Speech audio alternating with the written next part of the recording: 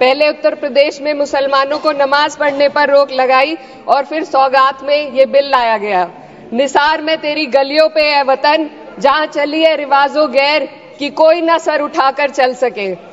मैं सभापति जी आपको ये बताना चाहती हूँ कि ईद के मौके पर एक विधवा महिला अपनी लड़की के साथ मेरे पास आई और उसने बताया कि वह एक वक्फ की प्रॉपर्टी में रहती है, वही उसके सर पर छत का काम भी करती है और उसकी रोजी रोटी भी वहीं से आती है।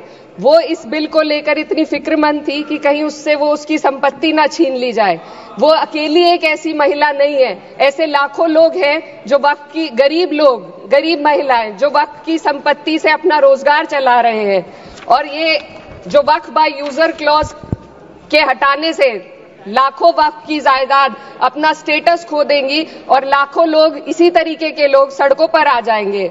वक्फ क्या है? वक्फ बाय यूजर क्या है? इसका ये मतलब है कि कोई जायदाद अगर सालों से दीन और भलाई के कामों के लिए इस्तेमाल हो रही हो तो वो खुद ब खुद वक्फ मानी जाएगी। हिंदुस्तान की अदालतों ने भी इस बात को तस्लीम किया है। वक्फ बाय यूजर सिर्फ वक्फ बोर्ड को ही मिली कोई खास सौगात नहीं है, ये बल्कि सभी अन्य धार्मिक ट्रस्टों को परंपरा और यूज के आधार पर बिना किसी डॉक्यूमेंटेशन के धार्मिक चरित्र को डिक्लेयर करने का राइट मिला हुआ है। भारत के संविधान के आर्टिकल 13 क्लॉज 3 में कस्टम और यूसेज को कानूनी वैधानिकता प्रदान करता है। इसी आर्टिकल से वक्फ बाय यूजर भी निकला गया है। इस बिल के कानून बनने पर वक्फ बोर्ड तो इस प्रोविजन से हाथ धो बैठेगा, लेकिन अन्य धार्मिक ट्रस्टों को यह सुविधा जारी रहेगी। इससे भारतीय संविधान के आर्टिकल 14 और 15 का सीधा उल्लंघन है, जो धर्म और जाति के आधार पर भेदभाव और कानून के सामने सभी की बराबरी पर जोर देता है। मैं इसके साथ ये भी कहना चाहती हूँ कि सत्ता के लोग जो एक दूसरे की पीठ थपथपा रहे हैं कि वक्फ बाय यूजर का जो अमेंडमेंट इन्होंने दिया उसको एक्सेप्ट कर लिया गया है, लेकिन इनकी शरारत यह है कि उसके साथ ही एक ऐसा प्रोवाइजो इसमें शामिल किया गया जिसके आधार पर यह कहा गया है कि अगर कोई भी वक्फ की संपत्ति विवादित हो तो वो अपना वक्फ स्टेटस खो देगी। तो जो अमेंडमेंट इन्होंने दिया है जिसको एक्सेप्ट कर लिया गया है उसका कोई मतलब नहीं है, ये इनकी नीयत है जो साफ जाहिर हो रही है।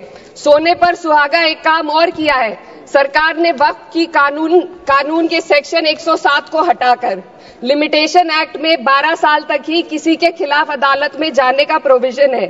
सेक्शन 107 में बोर्ड को लिमिटेशन एक्ट से राहत मिली हुई थी। वक्फ बोर्ड कभी भी अवैध कब्जाधारियों के खिलाफ अदालत जा सकता था। अगर ये सेक्शन ना हो तो अवैध कब्जा करने वाले लोग कानूनी प्रक्रिया का फायदा उठाकर वक्फ की प्रॉपर्टी को हड़प सकते हैं। अन्य धार्मिक ट्रस्टों पर भी ये लिमिटेशन एक्ट लागू नहीं होती, तो फिर वक्फ बोर्ड के साथ ये सौतेला रवैया क्यों किया जा रहा है? धर्म को देखकर दोहरी नीति क्यों अपनाई जा रही है? सेक्शन 107 और वक्फ बाय यूजर को अगर एक साथ पढ़ा जाए तो इससे लाखों वक्फ की प्रॉपर्टी पर कब्जा किया जाएगा। इसलिए ये बिल मुसलमान की भलाई का नहीं बल्कि उनके वजूद और विरासत को मिटाने का बिल है। हिंदुस्तान में बहुत सारे धार्मिक ट्रस्ट हैं जिसमें उस खास मजहब के लोग शामिल होते हैं और उसका इंतजाम करते हैं, और ये बात समझ में आने वाली भी है क्योंकि जो व्यक्ति अपने मजहब के रीति रिवाज को जितना अच्छे से समझ सकता है किसी अन्य मजहब का व्यक्ति नहीं समझ सकता। आर्टिकल 26 क्लॉज 2 के तहत धार्मिक संप्रदायों को अपने मजहबी इदारों के एडमिनिस्ट्रेशन का हक देता है, लेकिन वक्फ बोर्ड के बारे में इसको उल्टा किया जा रहा है। Sir 2 minute sir please 2 minutes. सरकार इसे एक सेक्युलर बॉडी मान रही है और इसमें गैर मुस्लिमों को शामिल करने की बात कह रही है। आपके मुंह से सेक्युलरिज्म की बात सुनकर अच्छा लगा, लेकिन अगले ही पल ये भ्रम टूट जाता है क्योंकि आपको सिर्फ दान देने के लिए प्रैक्टिसिंग मुस्लिम का आपने क्लॉज डाला है, लेकिन बोर्ड में बैठने के लिए मुस्लिम होने की कोई आपकी क्लॉज नहीं है। तो इससे आपकी जो दोहरी नीति है वो साफ जाहिर होती है। ये वही सरकार है जिसने राम जन्मभूमि ट्रस्ट में ये लिख दिया कि जिला अधिकारी भी अगर होगा तो हिंदू होना चाहिए। कोई मुझे बताए कि वहां पर सेक्युलरिज्म का रस क्यों नहीं घोला गया? सर आखिर में मैं अपनी बात को खत्म करने से पहले महिलाओं का मुद्दा बार बार उठाया जा रहा है। सरकार का कहना है कि बोर्ड में मुस्लिम महिलाओं को रिप्रेजेंटेशन देंगे। इस कानून से पहले भी मुस्लिम महिलाएं बोर्ड में मेंबर रह चुकी हैं। और मिनिमम 2 का प्रोविजन था, उससे ज्यादा भी हो सकती थी। सर मैं ये कहना चाहती हूँ कि सरकार ने महिलाओं के लिए ऐसा कौन सा नया काम किया जिसका ढिंडोरा सरकार का हर सदस्य पीट रहा है। इस बात की तायीद अगर आपकी तरफ से कोई मुस्लिम महिला करती तो हम उसका यकीन भी करते, लेकिन अफसोस आपकी इतनी लंबी कतार में एक भी मुस्लिम महिला नजर नहीं आती है।